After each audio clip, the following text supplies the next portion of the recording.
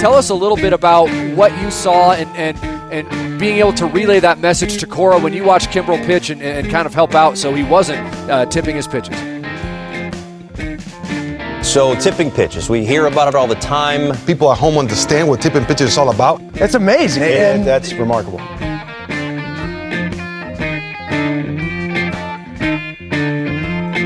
Alex, I'd like to kick this week's episode off by playing you an audio clip from my friends over at Sports New York.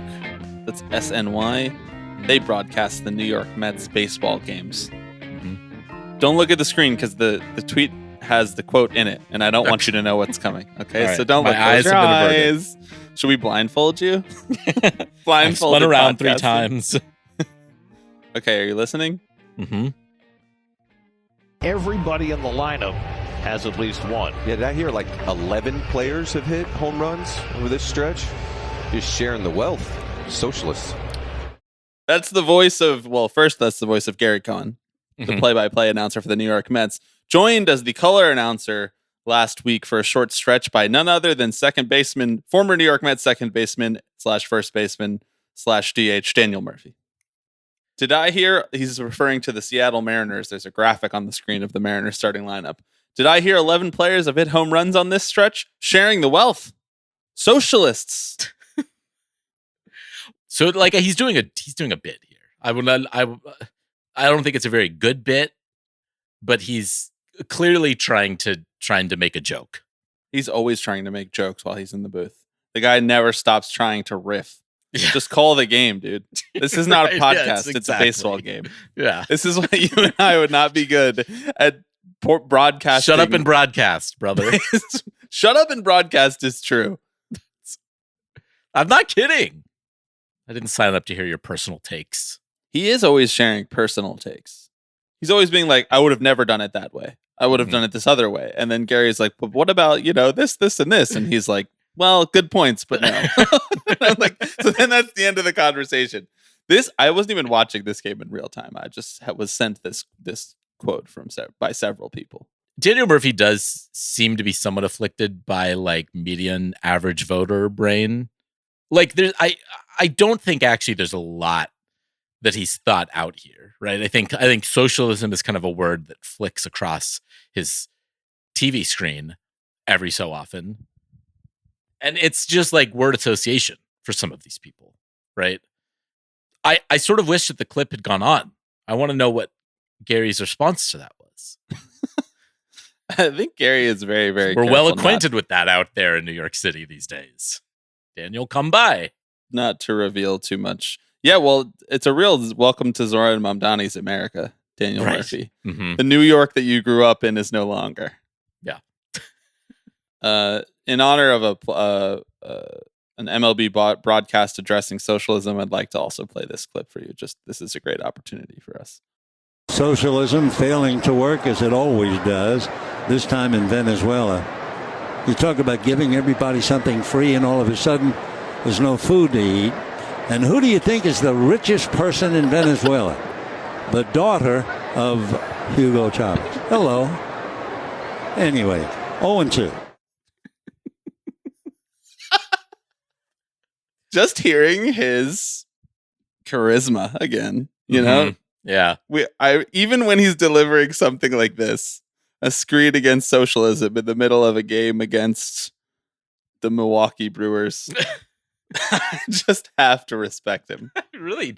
Well, the thing about Vin, at the very least, is that he was riding solo in the booth the whole time. Like, I would have started. And he wasn't doing a bit. He was being for real. Right. He was being for real. He was like, this is a matter that is of interest to me, that I care about and read about and follow. You know what I think this is? You know what I think the crux of this issue is for announcers these days? They're too online. Their brains are too cooked by phone in hand. Yeah. Correct. Vin clearly did not have that problem. He was just up there weaving yarns of his own accord. And maybe had he been 10 or 15 years later, if Facebook AI slop would have gotten to him. Jesus. But no, he ducked out right before that. And we got to keep our memory of him pure. Vin Scully AI slop era. Wow, that's alarming, but accurate. No, Yeah. If we miss it by a couple of years, max. I know. That's what I'm saying. Dodge that bullet. Okay, we have a fun podcast on the slate today. You know, I realize that's a verbal crutch that I've used in these intros nowadays. We have a fun podcast coming up. Yeah. And sometimes we have a serious podcast coming up. Sometimes we have a focused, dedicated, determined, journalistic, critically minded podcast coming up, but not today. Today's a fun podcast. We're going to talk to our friend LJ, aka ArtButMakeItSports, about his new book and how art is also sports and sports is also art. We're going to discuss the latest in the bickering back and forth between MLB and the MLB Players Association. Alex is going to tell me some fun facts about a lawyer who I know nothing about, and maybe we'll do some other stuff. We'll see. But before we do, I am Bobby Wagner. I am Alex Basley. And you are listening to Tipping Pitches.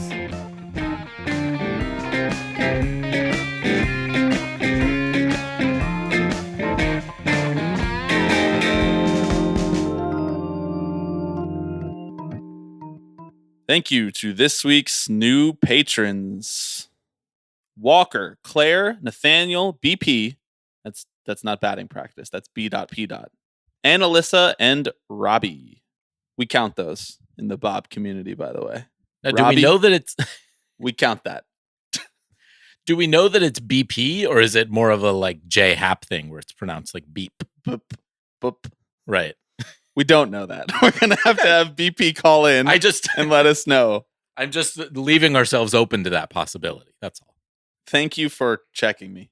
Hey, hand up. I appreciate that. It could be a J. Yeah, not calling you out, calling you in. Yeah, onto our own podcast. How are you feeling after 2 days ago? We recorded We recorded the long anticipated Civic Pitches 2.0, which everybody knows will come out 5 weeks from now. Right. Still long anticipated for the I think it's more like future. 8 weeks from now. Yeah. Did my math wrong there. I'm feeling better than I was yesterday. I'll say that much. The only thing that I will do to tease this episode, I know I've been talking about it a lot, but we will have a supplementary physical piece of content to go along with it. Physical piece of media to go along with it. And I will say we did each of you guys an empty that we crushed live on pod. There's plenty to go around. And last time I think we did 8 rounds, which was 16 rounds in total, 8 rounds in each direction. Forward 8 rounds, onward, my friends, on the public feed, and then backwards in 8 rounds, down back into the pits from which we came on the Patreon feed. This year we did 11 rounds, which I was like, it's only 3 more rounds. No, it's 6 more rounds. It's 6 more rounds. Because we doubled back, and it was 22 rounds. Mm-hmm. 6 more rounds, which is almost just 33% more than what we did last year. And that's analytics. Have you seen these videos of Manny Machado being like, what is analytics? What is all this? No. I kind of like it. I kind of like someone's got to do it. Because he's such a villain, you know? His tone is always so, but he's like he's dumb about politics, but he's not dumb about baseball. Right. Manny Machado should be the kind of guy who doesn't ever think about analytics and criticizes people who do as nerds. Because he's so naturally gifted. We need that to balance it out. There's balance to the force again. When we have guys like Machado being like, what is FIP? FIP is stupid. That's stupid. I guess every generation needs its Eric Hosmer, I suppose. Well, don't put it that way. I was having fun. Okay, we got some bargaining stuff to talk about because MLB is trying to use blackout. They're trying to hold blackouts hostage. And I'd like to discuss this with you, but before we do, I need a ruling on a bingo card. Intriguing. The Miami Marlins, after a series in New York City, to get to Washington, District of Columbia, they did not board a plane. They boarded a train. Now, there's no real way of knowing because it's not notable enough for the Marlins, a team that's usually bad, to have it reported whether they've taken a train in the past. There's no reliable source of information on this. I'm willing to bet That's not that likely of an occurrence. Most teams would fly from New York to DC. Maybe the longest train that you would take is DC to Philly or Philly to New York. Those are about the same distance. DC a little bit longer. Yeah. You get the point. How many miles? Let's drill into this. That's not common. Most teams fly from DC to New York. Yeah. I don't think anyone has gotten Bruce Sherman or the Miami Marlins GM, whose name is a name that I know. And you know, we know here on the Tipping Pitches podcast. Bendix, right? Peter yes, Bendix. Peter Bendix. I don't know if anybody's got. That's what I said. You know it. Bendix just reminds me of Publix, the grocery store chain. Yeah. And then it makes me want a sandwich. Anyway, I don't know, no one's gotten him on the record about this, but I do have to say, if airfare was cheap, they probably would have just chartered the plane. Mm-hmm. Why are they on the train? What say you, Mr. Baisley? It's a tough one because there's a lot of inference that has to happen here. We have to sort of make a bit of an educated guess as to whether or not the Miami Marlins were so cash strapped that they said we're throwing everyone on the Amtrak.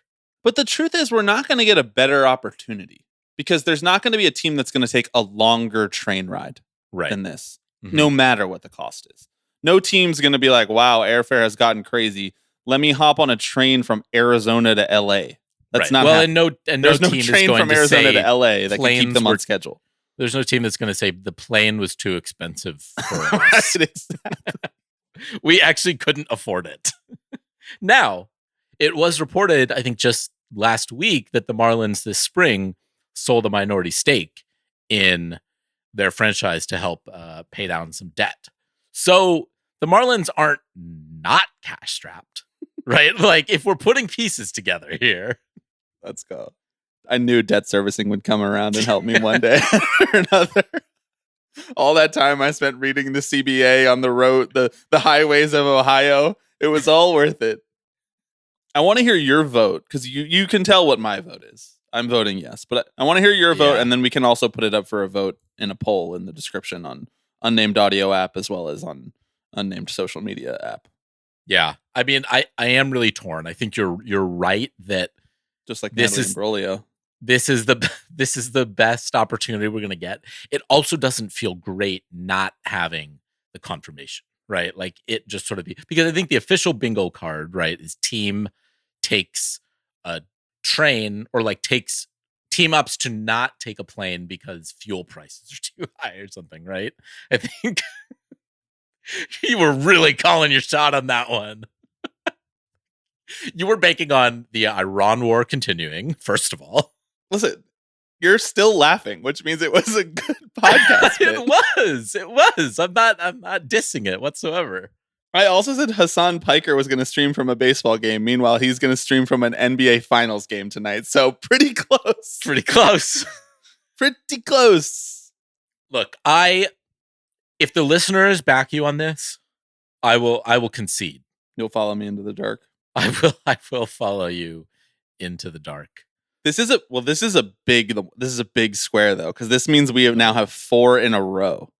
So it's consequential. So what we don't want is an asterisk next to this at the end of the year. We've gotten only 4 squares checked off. Actually, we have another square that's checked off, but it won't be for about 2 months. But we've gotten this would be the 4th, but it would be the 4th in a row. Yeah, which is frankly suspicious. That is suspicious. We haven't had a poly market scandal yet. That feels like something we've had. We got some stuff on here that's interesting. Charges in the MLBPA case. I don't even really remember what charges could come from that. Or what that case is. No, I remember what it was. The FBI, you know? Yeah. Oh. And Manfred at Woodstock 99 confirmed. No poly market scandal yet, although we're back over the 50% line. Chances of a CBA by December 1st. A 50% yes? 50%. There's a 51% chance right now that we will have a CBA by December 1st. That's correct. It's becoming harder and harder to stick to my principles and not make real money off of this.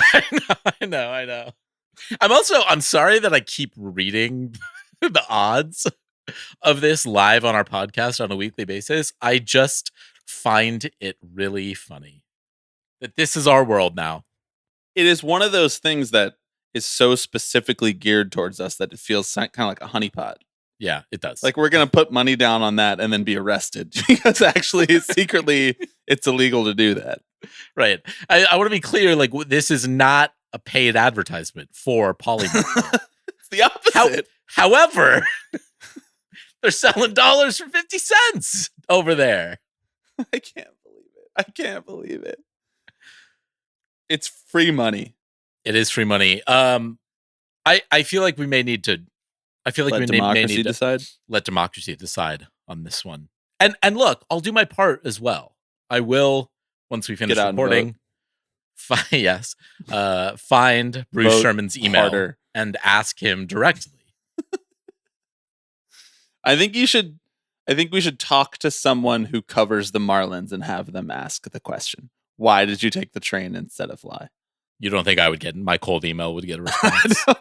Does he? Where do you plan to find his email address?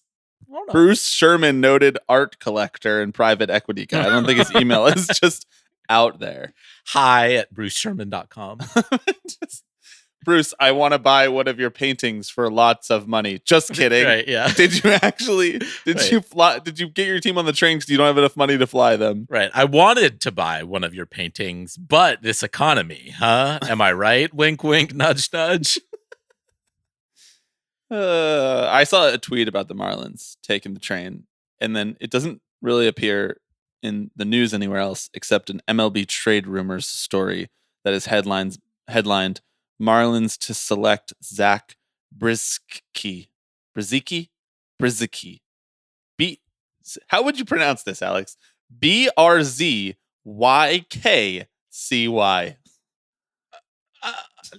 I'm at a loss for words. Me too. They're not at a loss for consonants with this one, I'll tell you that much.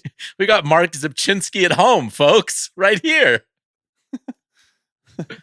They're like, he was on the train. They're like, he got called up, he was on the train. I already forgot what all the letter BRY. Nope. BRZ. YKCY. Brizicki? Any of our Eastern European listeners, please call in. Give us a slow pronunciation of this word. Don't write in. Call in 785-422-5881. This is an audio podcast. You may write in if you spell out the phonetic, I guess, sounds of this. No, I want to hear it. Fine. I'm an auditory learner. I don't even know if that's true. I am not an auditory learner. I'm a visual learner. Are those the only two options? Is there a third option? Is there a third way? Like a tactile learner? Like a TED learner? Okay. You want to talk about blackouts? Sure. 10 years later, we're still talking about blackouts. Evan Drellick wrote a story in The Athletic on June 5th titled MLB Labor Talks Raise Possibility of Ending Reviled Out-of-Market Broadcast Blackouts. It's kind of a detailed look into the current system of local broadcasts, of regional sports networks, and the term blackouts as it applies to them.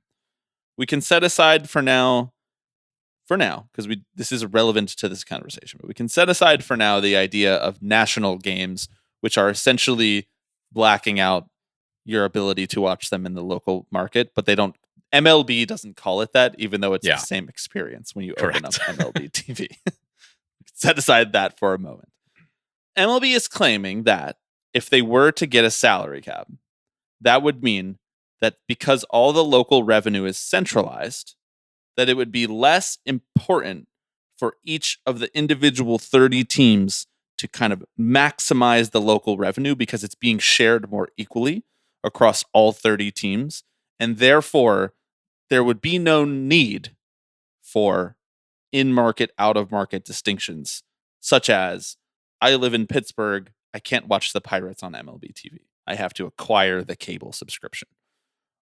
Or I live in New York, I can't watch the Mets on MLB TV unless I add on top of it the SNY Direct package, which is basically doubling the price of my MLB TV. And I still can't watch the Yankees because I don't care enough to pay for the Yes Network subscription or whatever. Gotham Sports, I don't know. What do you make of 6 months in advance MLB dangling these sort of fan-minded carrots and being like, well, we would just love to do these great things for you if only we could have this payroll structure?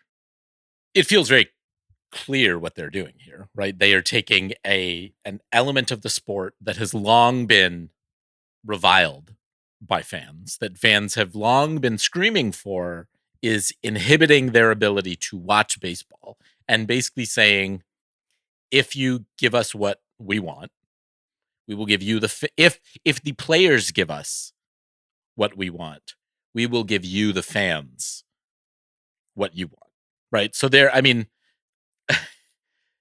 doing a good job of pitting fans against the player side of things. Now, I mean, is it an honest framing? Like, no, obviously. It's an imprecise accounting of the revenue streams that Major League Baseball teams actually have available to them. To your point, it also doesn't do anything to address national blackouts, which is where there's more money to be made on broadcasts anyway, and where the league will likely continue to try and push games, because that is that's essentially the golden egg for the future, is like these nationally packaged games. But I don't know, it feels dishonest to me, and it's linking things that I think don't need to be linked, that fundamentally are not linked. I'm just currently turning over in my mind a really, really elaborate analogy about pies and slices of pie and how MLB handles their TV broadcasts and whether it's worth trying to articulate on the podcast. It's a lot. There's a lot here. This gets like really,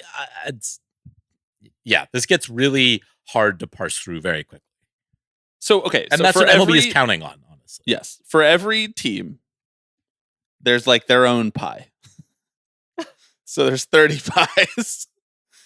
And you go to the store and you've paid a sort of pie subscription, and you can get a free slice of pie every day, more or less.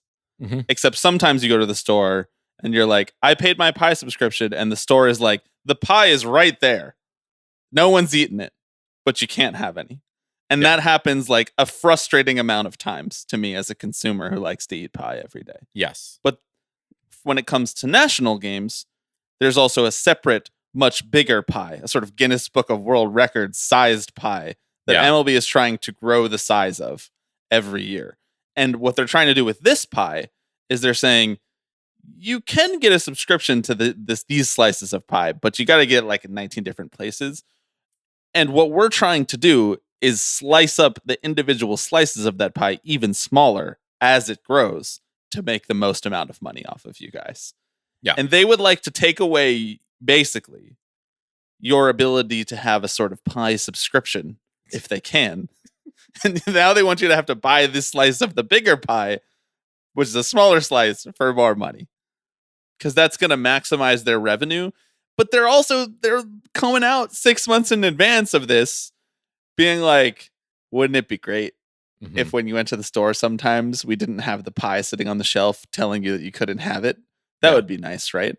But it's eliding the fact that they own the store and the pie. Right, They yes. set up the pie structure for the whole pie subscription situation.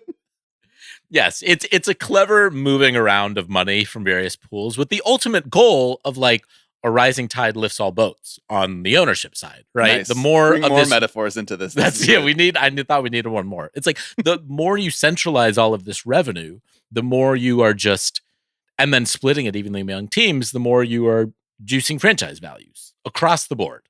Like this is beneficial to the big teams, to the small teams, maybe to the small teams more than the big teams, but like generally speaking, if you can centralize more of that national revenue and distribute it among teams and keep growing those packages, keep doing deals with ESPN and Apple TV and Peacock and whatnot, then great. I mean, then RSN's correct. Are no we longer. We should get a deal important. with MGM Plus. We should get some baseball games on MGM Plus. Ooh, how about on Stars? Dude, MGM Plus. I can't believe that it's real still. Every time I go to stream a movie and it's like only available on MGM Plus, I'm like, we are an unserious society run by unserious people. Yes, we are. Just because MGM Plus launched a streaming service 6 months before selling MGM to Amazon for $4 billion, we really have to keep that streaming service going. We can't possibly afford to roll that one into Amazon Prime. Are you fucking kidding me? You're telling me that I have to pay a rental fee to watch War of the Worlds because it's only streaming on MGM Plus? Give me a break. Wow, interesting. So you want monopolies, in other words. You don't want small Yes. creators, small creative creators, streaming companies to find success in the marketplace. Fascinating. There is no marketplace anymore. Your franchise values point is interesting. Here's my question about the franchise valuation play, which the salary cap is a piece of. It's a part of a larger pie, if you will. The streaming services, the localization or the centralization, rather, not the localization of broadcasting, is all an effort to raise franchise values. But isn't it only an effort to raise the franchise values of the teams that aren't trying? They'd like to be carried along. Yeah. They'd like to be carried along on the backs of the teams that bring in the most revenue, like the Dodgers and the Yankees and the Mets and the Phillies and the Padres and these other teams that are actually trying to run a good business, like a high revenue business, like putting money in on the front end and hoping to get money out on the back end. It doesn't really raise the Dodgers franchise value to take all of the money that the Dodgers make and spread it out among the 30 teams. The Dodgers essentially maybe raise their franchise value by being the Dodgers and start signing Shohei Ohtani and merchandise and all those things. But their cable package makes them really valuable. It probably makes them worth like $10 billion if they sold right now. But if in like 5 years, if we got a salary cap and rolled it out, don't you think that would make the Dodgers slightly less valuable? If their biggest source of revenue, which is their local TV deal, which is worth like $1 billion or something, is being given to the Rockies and the Rays? I mean, I guess, but I think that's also where the cap comes in to help, right? It's like, but they don't have to spend as much, you're saying. You're right. You don't have to spend as much to still be the best team. The Rockies can still spend like a middling franchise or whatever and get pulled along by the Dodgers' revenues. And the Dodgers can still be kind to the Rockies. Be kind to Dick Monfort. We're going to be on his turf soon. In a couple months. We are.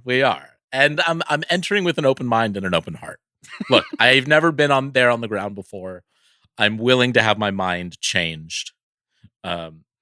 I think this is just a way for sort of locking in more contracted revenue, basically, right? Year to year, rather than sort of relying on individual RSN deals and different teams. Like, yes, the Dodgers, I suppose, don't grow at the clip they might on their own, but the league as a whole grows more consistently together, which for the Dodgers is still probably a good thing if the league's overall valuation continues to go up, then they still continue to lead the way. So I don't know. The other aspect of this is that I think that blackout relief would still not hit the Dodgers for years. Like a decade. Yeah. Right. So they still have plenty of time to work out their other revenue streams and sign the next Babe Ruth and whatever it is. Like, I think it would be hard for the Dodgers valuation to take a meaningful hit in any way in the foreseeable future. Yeah, I guess it won't take a hit, but it won't grow as fast. Sure. The Dodgers are about to become the most valuable franchise in American professional sports, like over the next couple of years. Yeah. Like more than the Cowboys. Mm-hmm. I don't even know how you would price them because they're just like the biggest sports team in Asia. Just the whole continent. That's probably not true. I mean, there's probably stuff that I don't know about that, but that's like my perception. And having, been boots on the ground in Japan and Shohei Ohtani's face is everywhere. I'm just like, this is an interesting economic question of how you would even try to evaluate what this franchise is worth in comparison to a team like the Twins or something. Right. It's like trying to be like, how would you value this medium-sized country? Like, it sort of is not on the same playing field as the other 29 teams. It has its own local economy. It's like apples to oranges, you know? You ever think about that as a comparison? Ooh, it's like apples to PCs. It's Actually, like I guess pies. it's more like apples to Windows. It's like a pie to like another pie, like a bigger pie. Like if you were like apples comparing to pies. It's like apple pies. That's like apple pie to blueberry pie. Which do you prefer? Remember how mad you got at me when I said that grow the pie meant pizza pie?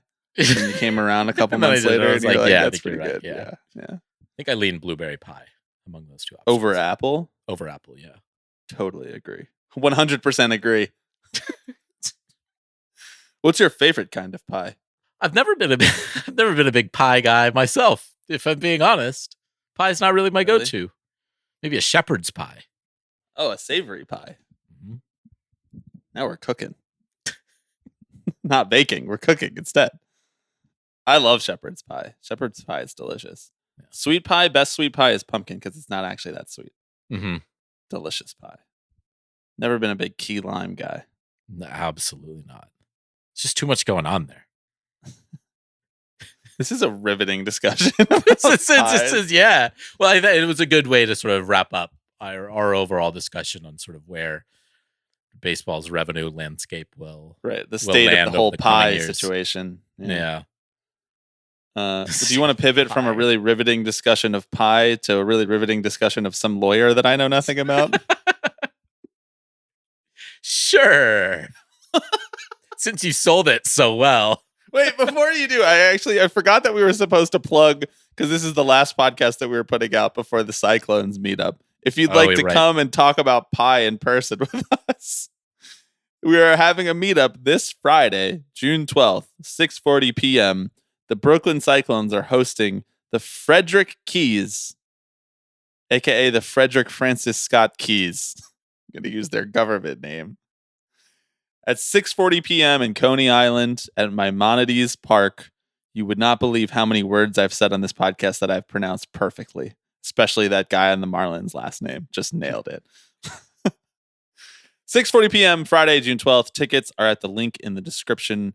This is my last chance to remind you on the main feed here about the meetup on Friday, where I hope to see many of you at. There's still tickets, because we set aside a bunch of tickets so you can purchase in the group.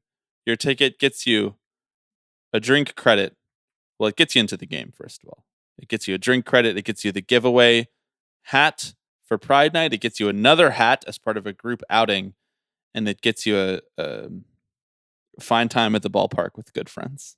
I also would like to take this opportunity to remind you, if you are intending to come to the Colorado Rockies meetup on Saturday, August 22nd, please fill out the Google form in the description so that I can get a proper sense of how many tickets we need to acquire directly from Dick Monfort.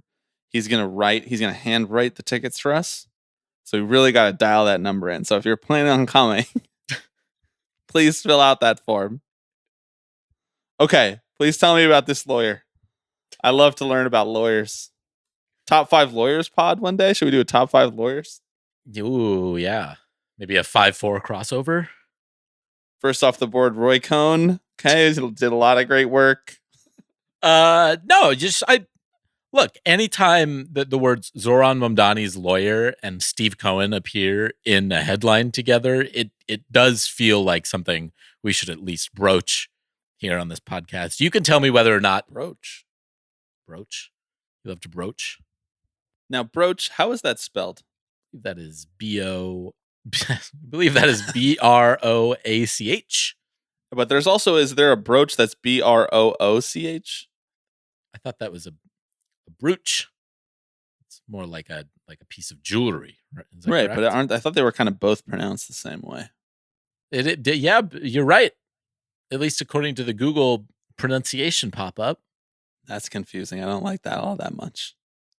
Those two words, like if you showed that to a non-native English speaker, and you said these two words are pronounced the same, they'd just be like, I don't feel like learning this language. Correct. Yeah. And you'd be right.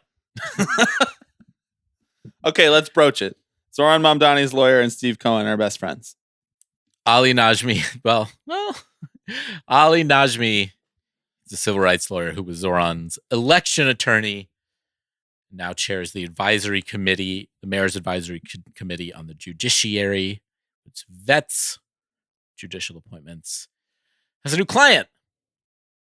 His name is Stephen A. Cohen, the owner of the New York Metropolitans and the brawn behind the Queen's Future Project, Metropolitan Park, be the site of the casino bid that he won, I guess, late last year. Najmi is now appearing in court representing Cohen's casino company in a lawsuit filed by local residents claiming they were not allowed to participate in the public comment process, that basically the public comment process was stacked with supporters of the casino. All 5 of these residents are suing, saying they not only rigged the public comment period, but also failed to properly weigh Cohen's good character and reputation, which is a requirement in this process. What do you think? Steve Cohen, good character and reputation? I love when there's a law that's very clearly from a previous era. Yeah. You know, where we used to gather around and we used to be like, do we want to let this guy open a business? Well, let's check it with each other whether we think collectively he has good character. Yeah. Well, yes, he does have good character. Let's allow him to open up this grocery store or, this restaurant or whatever else this man is trying to, this hot dog cart. Yeah. No, sort Steve of like, Cohen doesn't have let's good weigh the character. morals of allowing this person to run this business. Steve Cohen doesn't have good character, and yet he's probably the the best MLB owner of the last 20 years.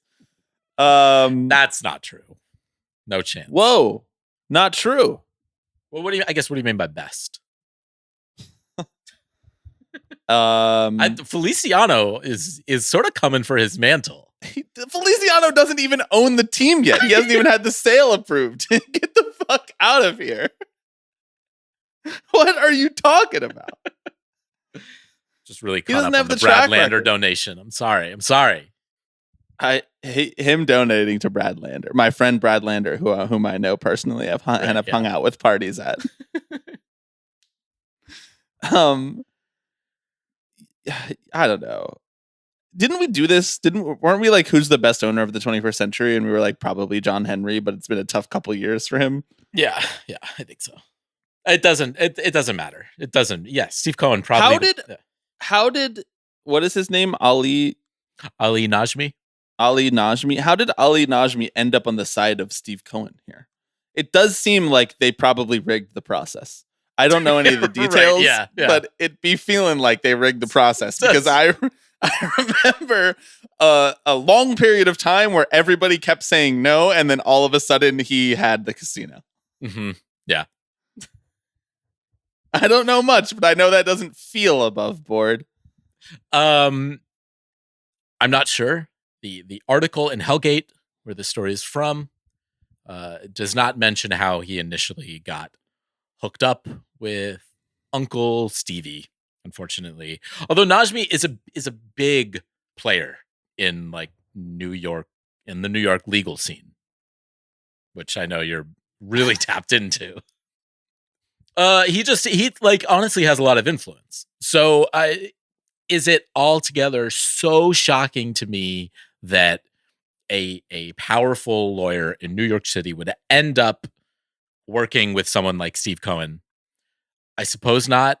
Is it a little bit more shocking that said lawyer referred to himself as the people's lawyer and sort of came to local prominence on the wave of the Democratic Socialist running for mayor? Perhaps a little bit. Is it especially weird that this project is taking place on city-owned land? Are there maybe a few different conflicts of interest in here that are weird to try and weed through? It's possible. It is possible.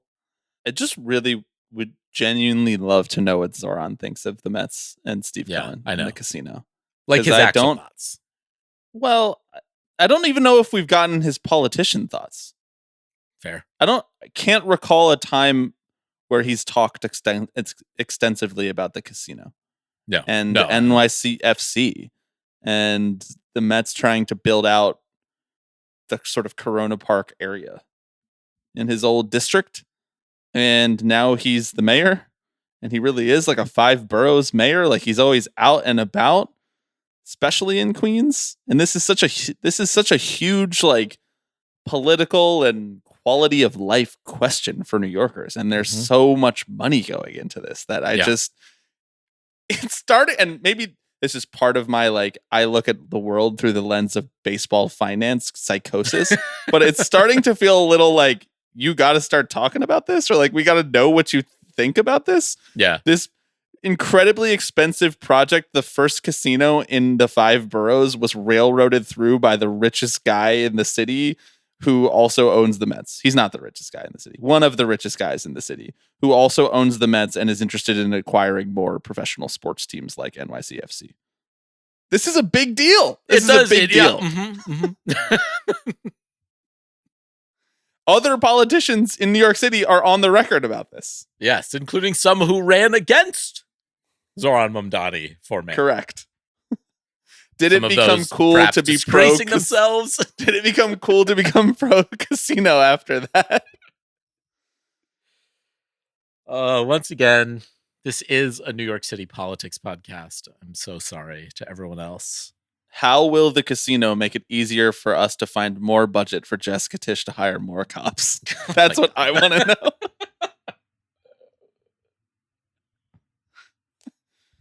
I renewed my request to have Zoran on the pod.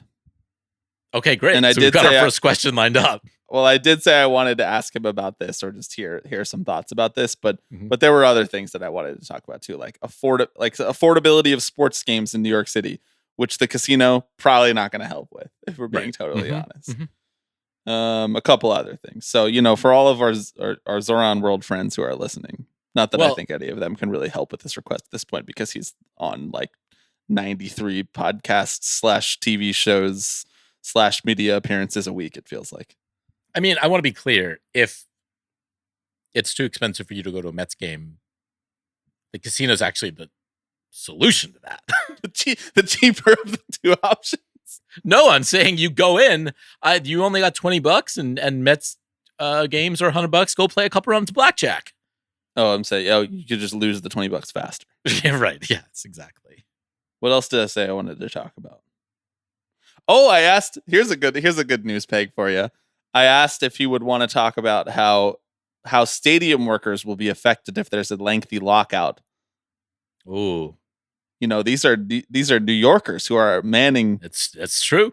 The hot dog stands and the beer carts. The Athletics Citi not Field asking him these questions. Yankee Stadium. Exactly. Pablo Torre is not going to ask him that hard hitting question. Just kidding, Pablo. We love you, Pablo. Okay, but should we go talk to actually former Pablo Torre podcast guest, LJ Rader AKA ArtButMakeItSports? Yeah, let's do it.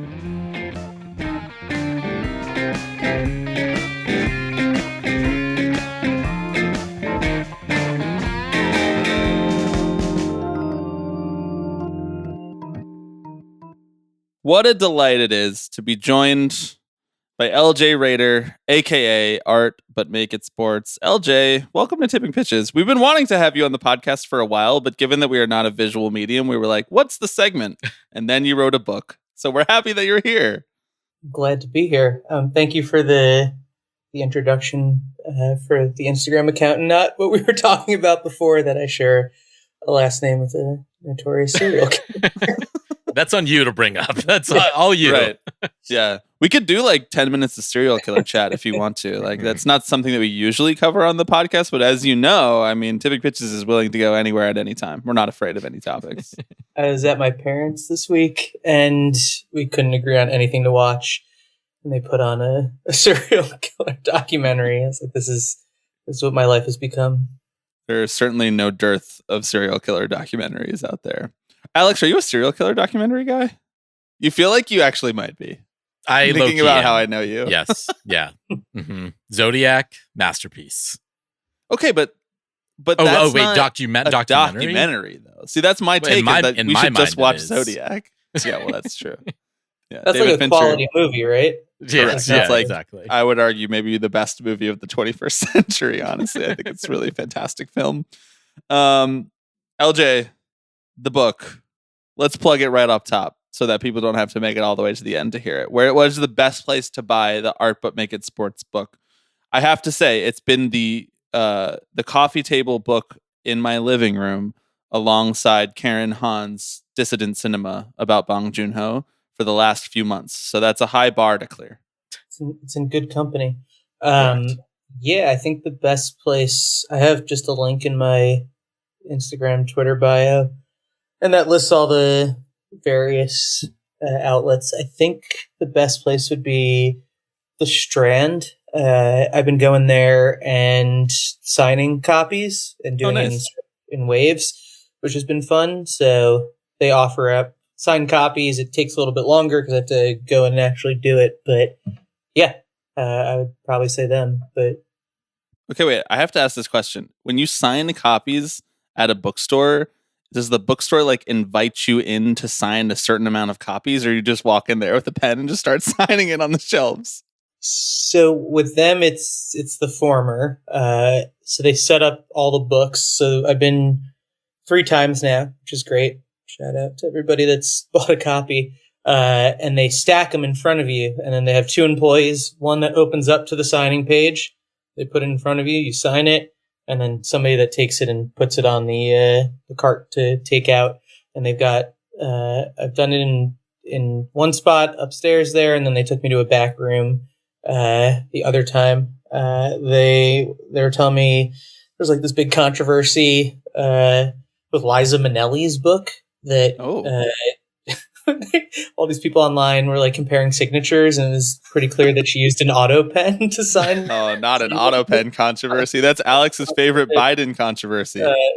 So you can put Liza Minnelli up there with our former president.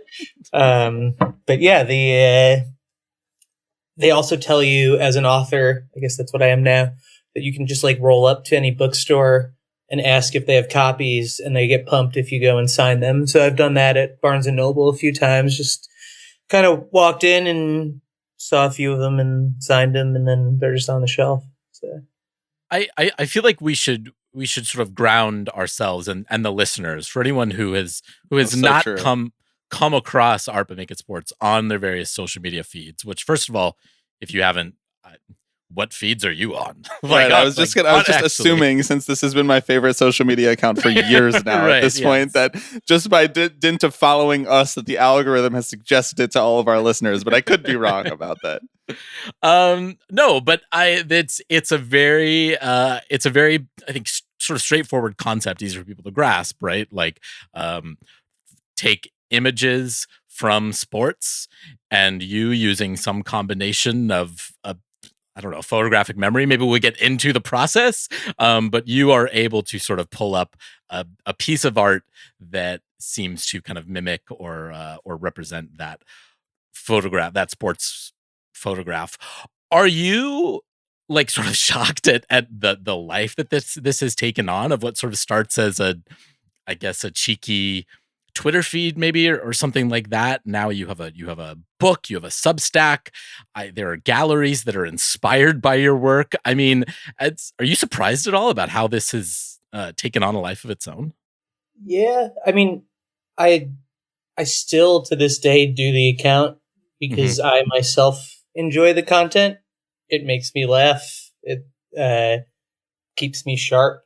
And I think from the very beginning, I realized that it would make other people laugh and other people would find it interesting. So from that angle, not necessarily surprised. From the angle that it's like a thing, I don't know, you could consider it part of like the sports online culture. That part's pretty wild. I've never really let it matter. I've always just kind of kept the account the same. And the only things I've ever done with it are things that have kind of come to me versus me going out and trying to, fabricate stuff and, come up with stuff on my own. So that way it makes it sort of feel more authentic, because I've always just sort of considered it as its own little thing, like its own little pocket of the internet. And seeing it break containment a little bit is a little bit unsettling. But it's been kind of fun. So yeah, I guess I'm kind of surprised, but from like the content angle, I don't know. I'm biased, but it's good stuff. It's good content. That's it's the really thing. good content. It's what the internet, I think, should be like, where it's just people pursuing their interests and making them known to a wider group of people who then realize they have an interest that they didn't know they had, which was looking at these two things side by side. Is this how you've always viewed sports? / is this how you always viewed art? One or the other or both? So I've always seen things through a sports lens. And I've always been a fan of art. So I've always looked at art through a sports lens. When I first started the account, it was actually captioning the artwork and giving it just sort of silly sports captions. And then I realized over time that a majority of the ones that I was doing, instead of just writing like, this Francis Bacon screaming Pope looks like Philip Rivers, why don't I just take a picture of Philip Rivers and, put it next to it? And that's when it kind of took off. But if you scroll all the way back, I think I've got over like 2,000, 3,000 posts. If you scroll to the very beginning, it's just like artwork with sports captions. Some of them are great. Some of them are terrible. But it definitely evolved over the years. Yeah, scroll all the way back is always a dangerous proposition for content creators.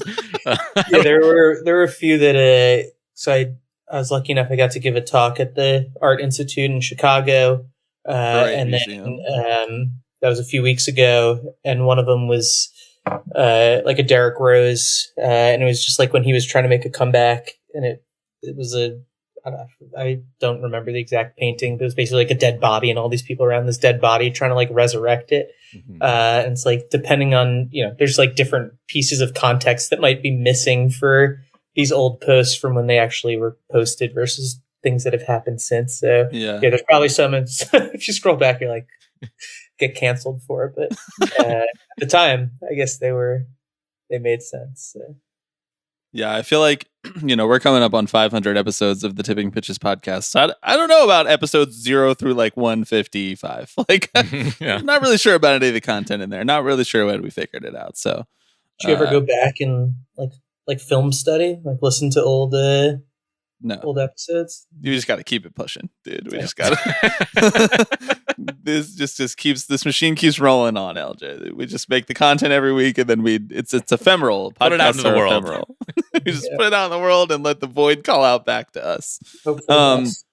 I have heard you talk about sort of your process for how you do this, or at least how you have sort of amassed a library of art photos to compare the contemporary in the moment sports photos to. But for everybody who's listening who has not heard you talk about that, can you walk us through like the sort of large library of paintings and sculptures and stuff that you've either seen in person and or studied or just have had personal interest in that you've come across that is kind of like your supply for the Art But Make It Sports account? Yeah. So I like going to museums and shows and galleries, and I will photograph things that I think are interesting / could make its way onto the account, which is funny because whenever I see other people taking photos in museums, you judge I was them. like, I hate that person. What do they do? They're never gonna use this. Get out of the way. But I'm that person. Although I do I do use it. So then all those photos are dumped in a folder in Google Photos.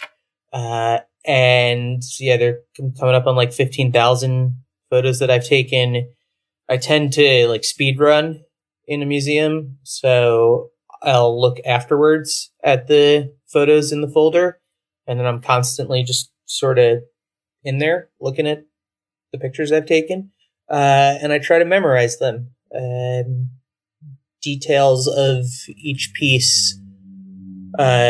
Some I'll favorite, and that goes into a separate folder just for ones that I know for sure will come up at some point in time. But I try to study everything and memorize certain things about them that could be referenced later on. And then, when something happens in the sports world, I honestly, a big part of the process is the right image to use, the right sports image. So sometimes what might drop is like a screen grab.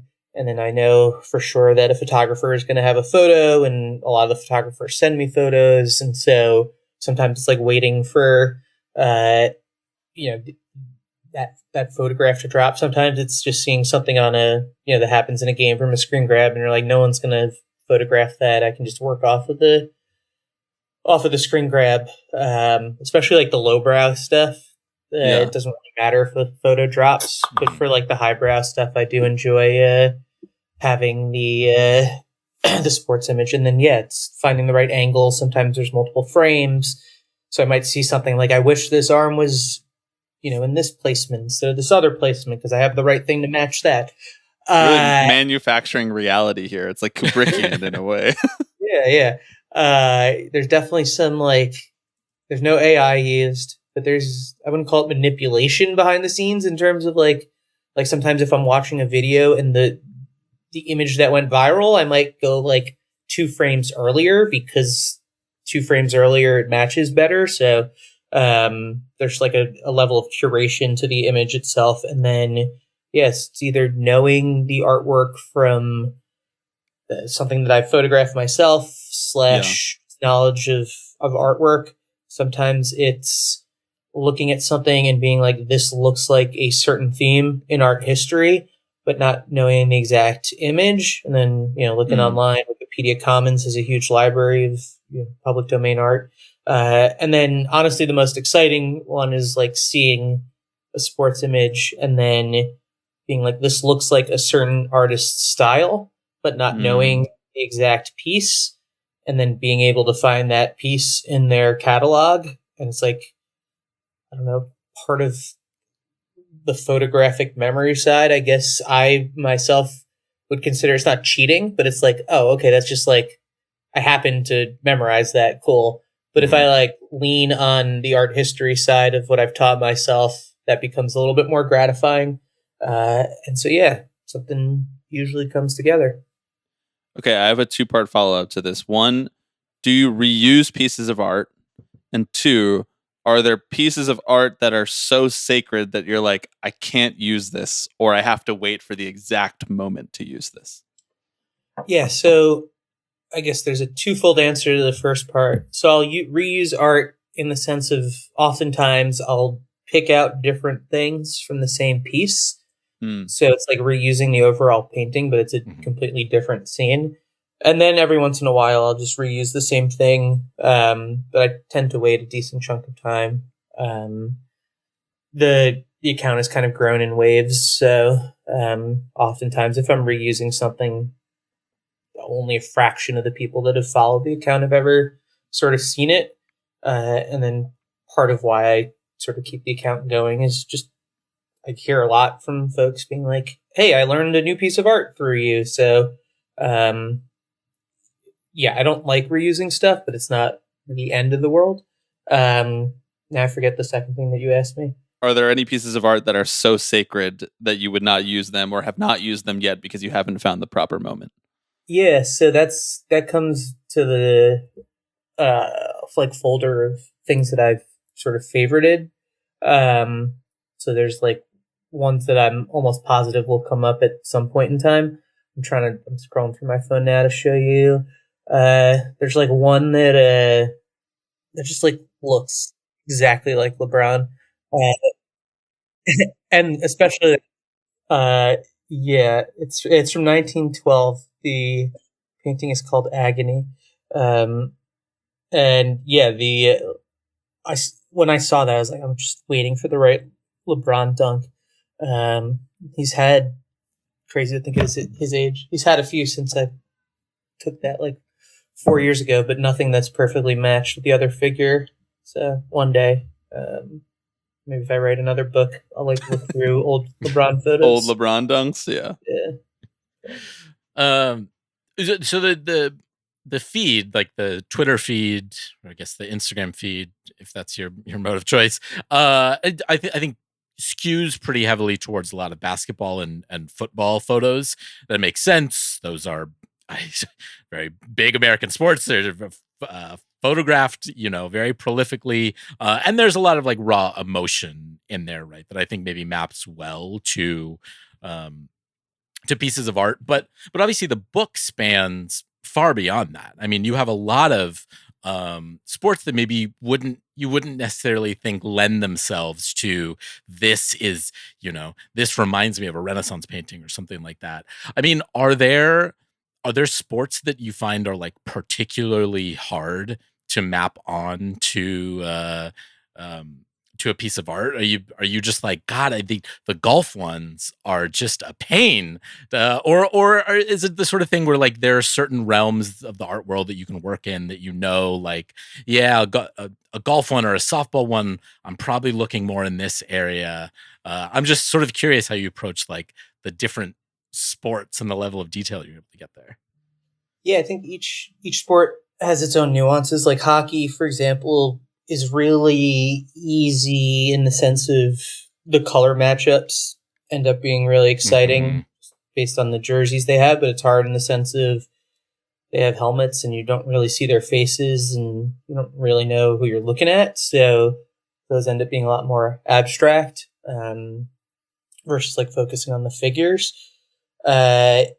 Golf is hard. Soccer's kind of hard because there's not a lot happening in a given soccer game that hasn't already happened in a other soccer game. There's only so much that you can kind of do with your foot. Yeah. You can only mine Italian guys holding their hands up like this so many times before you start running out of art pieces. And so baseball's hard. I think people are surprised to find out that baseball is my favorite sport. I'm a huge college football fan, so I'll watch every Saturday. But I'm a massive baseball junkie.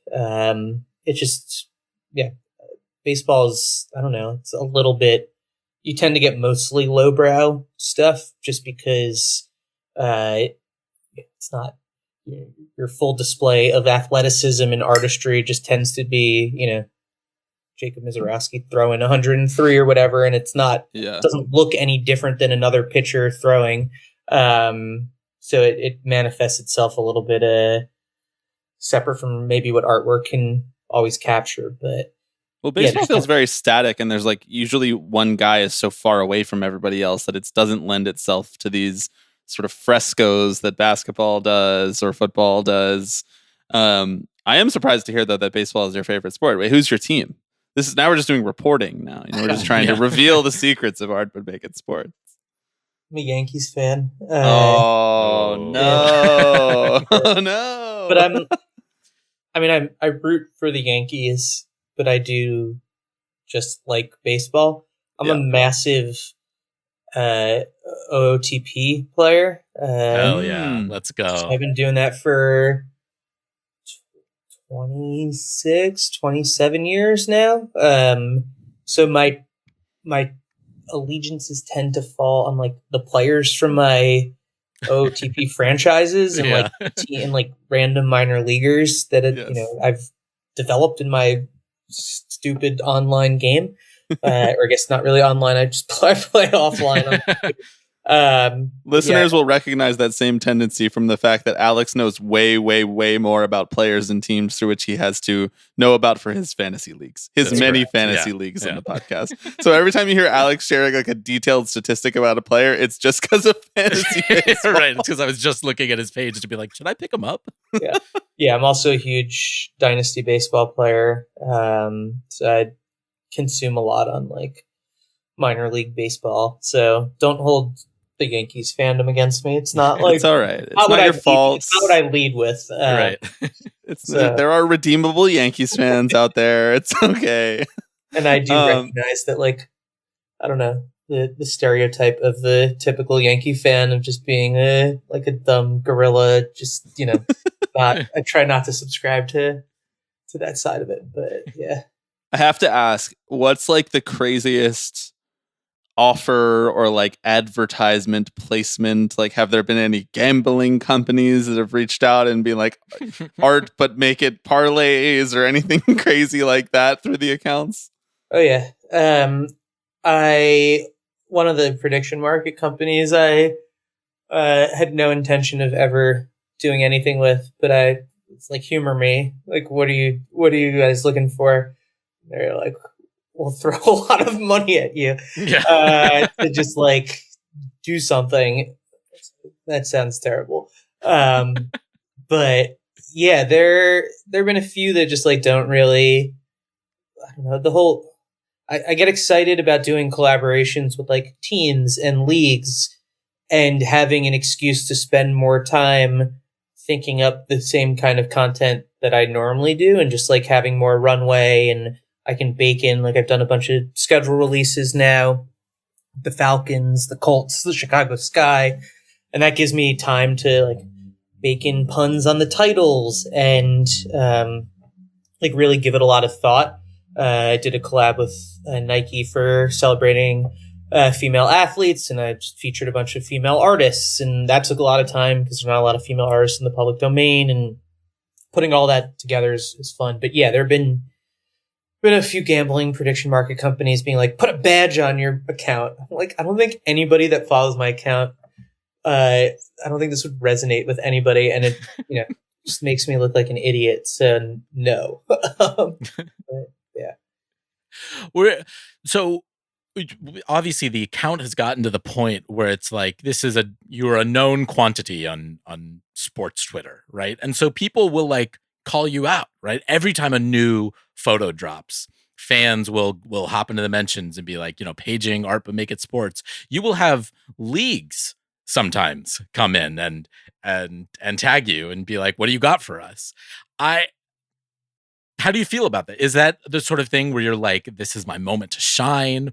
Or is it more like, oh my God, the NFL just tagged me asking for my response. I have 20 minutes. The whole world is waiting. Like, is there an element where you're like, I'm not trying to do every single photo people send to me. I want it to be a little more curated. Like, how do you kind of approach that balance? Are you worried that Roger Goodell's going to show up at your house and kneecap you if you don't respond to him within 30 minutes?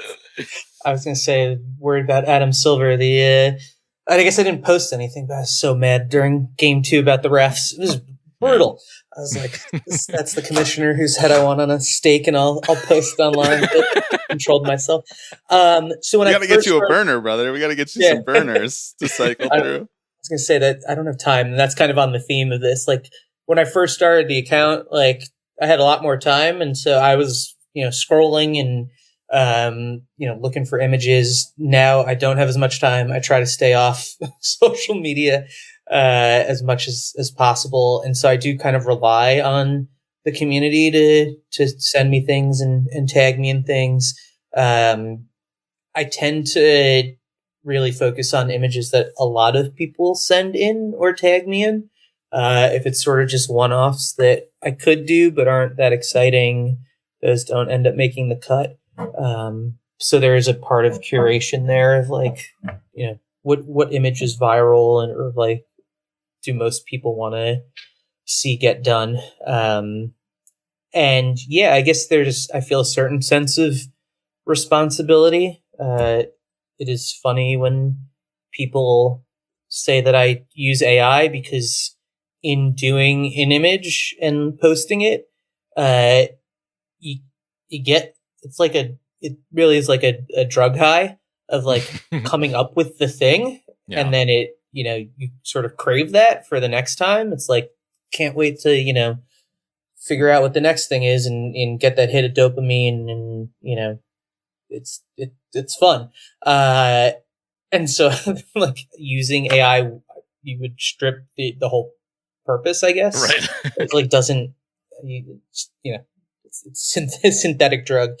So yeah, I do now feel like both a sense of responsibility, and you always kind of get a rush for when I, actually take the time to do something, put it out there, and then just kind of see what happens. So, So we talked a little bit about what are the hardest sports. You mentioned baseball was one of them, since this is ostensibly a baseball podcast, although quite rarely at this point.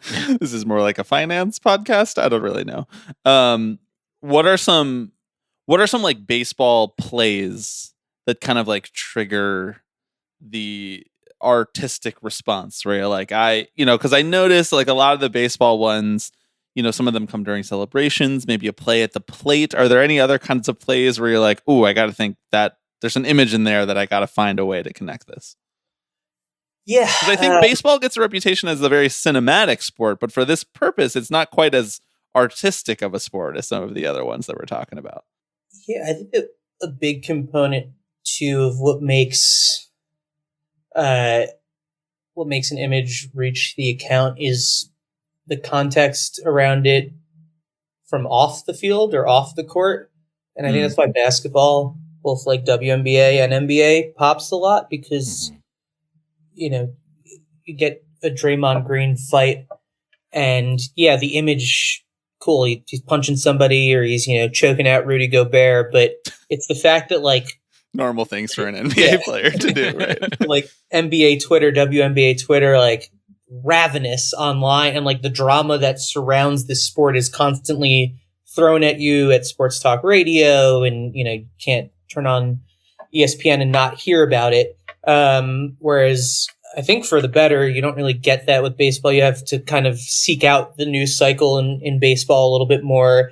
And so the images that tend to make its way to the account for baseball are the like celebration ones or like the lowbrow, but like things like walk-offs and plays at the plate or, bullpens running out because, a batter got hit and they got to go defend right. One of our great traditions. Great traditions. So, but then always, I don't know, like postseason tends to, you get that news cycle and you get people talking and as a baseball fan, right? The 162 game season can be a little bit of a slog, but then it seems like the community does come together for postseason and you get those true viral moments. And, I end up posting a decent amount. I think my favorite post ever was a baseball post. It was Tigers. I want to say it was Zach McKinstry. Let me find it. Super utility player legend, Zach McKinstry. Yeah, he's like a solid OOTP guy. Did I not? What team is he? I'll have to find it later.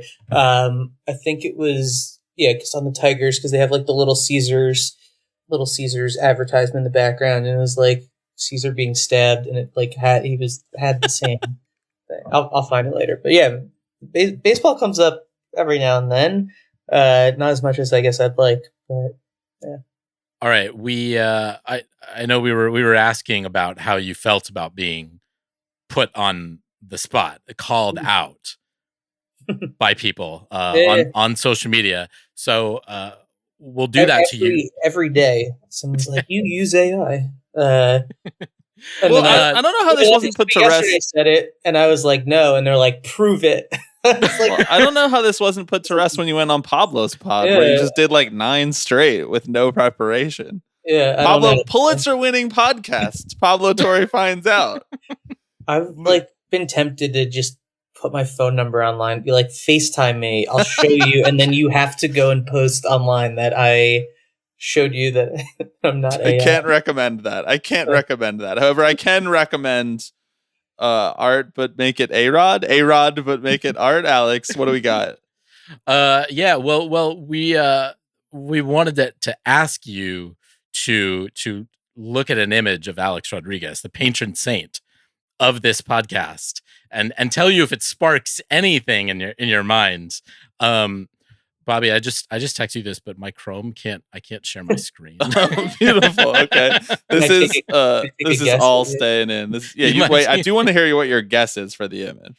Is it him kissing himself in the mirror? Of course, correct. Obviously, yes, of course. This is the image. A-Rod this may be one you've already considered before in your mind, because I think about it daily. That was like part of the fun of writing the book, is that I got to go back and like I have Willie Mays' catch in there, and if I like posted Willie Mays' catch at any point, during the regular cadence of the account, I think people would be like, why are you doing this? Right. If it was like maybe the excuse of like the 50th anniversary, or I used to do every year the anniversary of Nolan Ryan and Robin Ventura.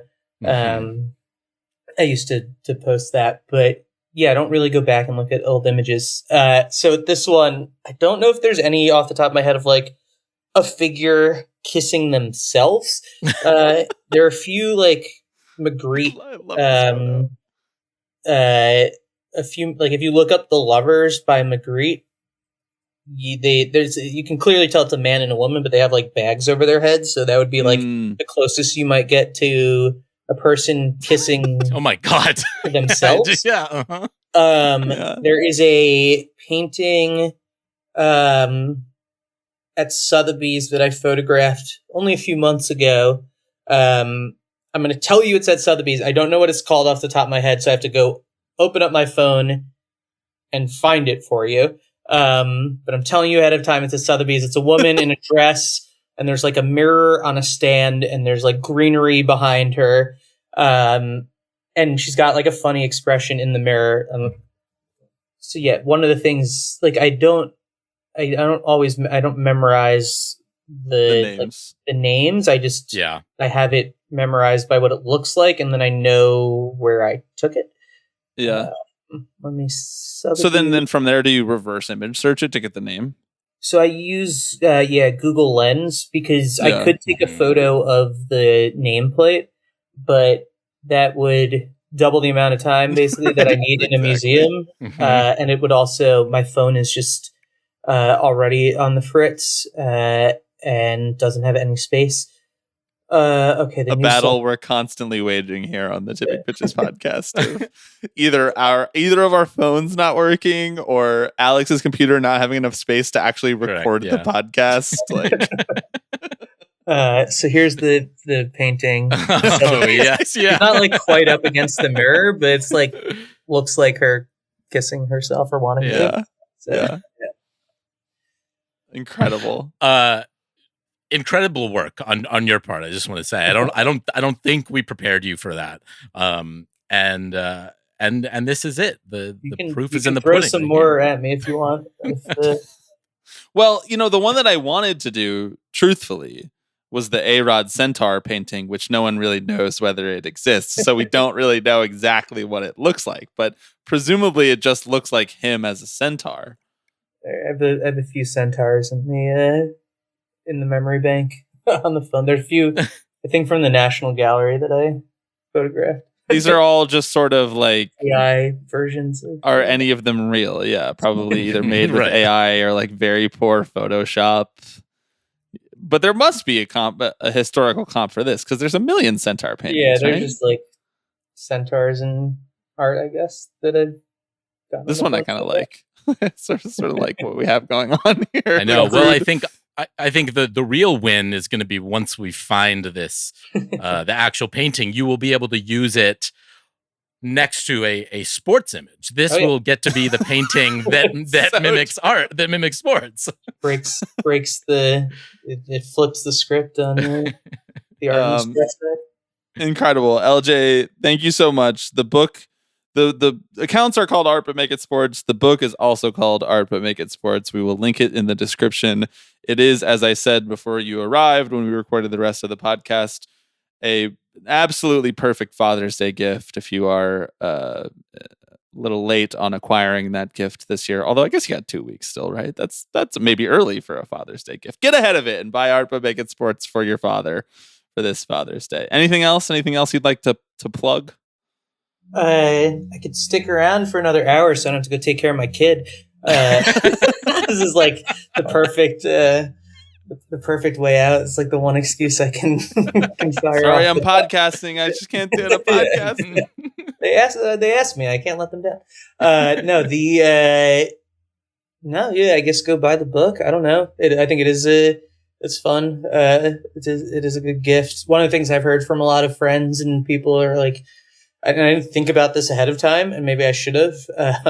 Like, my kid loves this book. They're like 8 years old, and they can't stop looking at, these two images that kind of like, I guess if you're like an 8-year-old, it probably like blows your mind. Yeah, looking at shapes and symmetry and so I guess for fathers and if you've got kids, and it's like a good educational tool, hear from teachers that they really enjoy the account for helping introduce kids to art history, and it's like a nice little entry point. So but yeah, thanks for having me. Always exciting to be able to talk a little baseball and hang out with you guys.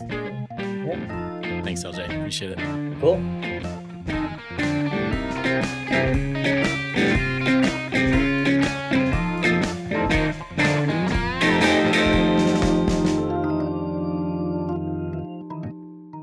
Thanks to LJ. Go buy Art But Make It Sports from your local bookshop, or from bookshop.org, or from Barnes and Noble. Probably don't buy it from Amazon. Not unless they fold MGM Plus in under Amazon Prime. We'll give them a couple months of goodwill if they do that. Art But Make It Sports book, incredible Father's Day gift. If you're like, I'm running out of time, don't know what to get the old DAD that's coming up, this is great. Expand his mind with some Renaissance art. Open his third eye. Maybe you have a Renaissance art dad and you want to expand his mind with professional sports. I'm not here to judge. I'm not here to predetermine. No. Cuts both ways. It does cut both ways. And that's what this podcast is all about. Cutting both ways. Cyclones meet up on Friday. Rockies meet up in a couple months. Fill out the form now, though, because I got to start reaching out to Mr. Monfort to get those handwritten tickets. Anything else I'm missing? Sign up for the Patreon. Patreon.com/tippingpitches. New 3 Up, 3 Down coming this week. And I don't know. Maybe some other fun stuff coming on the Patreon later this summer. Oh. Yeah, I know you're hearing about this for the first time. Alex is finally releasing his accent pod, where he does both of us, but in different accents. He's been working on a couple really, really good ones. We're not going to say which because it may or may not be offensive, depending on how good he is at the accents. I'm really proud of the great work you've done on that. That's it. Thank you, everyone. We'll see you on Patreon in a couple days. We'll see you here on the main feed in a week's time. Hello, everybody. I'm Alex Rodriguez. Tipping pitches. Tipping pitches. This is the one that I love the most. Tipping pitches. So we'll see you next week. See ya!